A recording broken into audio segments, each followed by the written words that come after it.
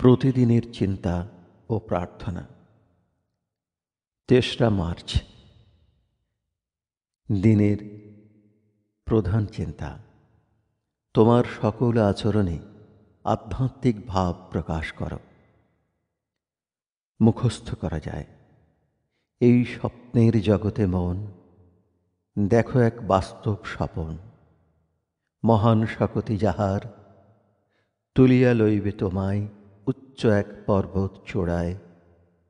দেহ তব হইবে স্পন্দিত, ভরিবে যে নবজীবনের রসে।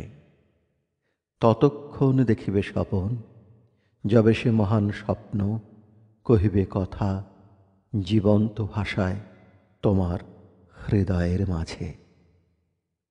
উপদেশ: প্রত্যেক মানুষের ভিতরেই এক স্বাভাবিক অথচ আধ্যাত্মিক বৃত্তি থাকে।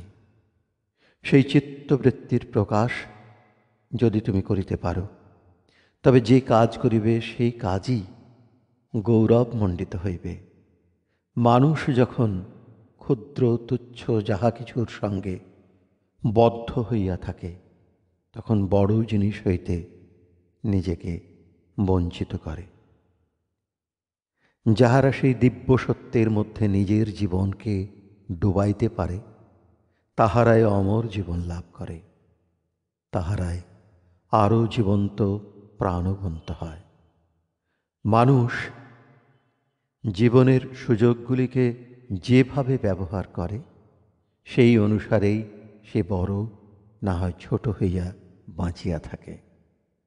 প্রার্থনা: আমার এই মন যেন এমন পবিত্র ও বলশালী হয় যে সে বিশ্বের বিরাট মনের ডাকে সাড়া দিতে পারে।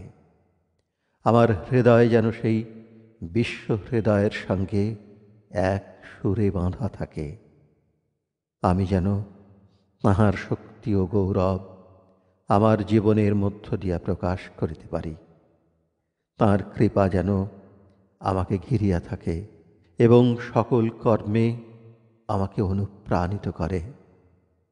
সমস্ত ক্ষুদ্রতা হইতে যেন আমি রক্ষা পাই এবং তাঁহার ভালোবাসা ও আশীর্বাদের যোগ্য যেন আমি হইতে পারি।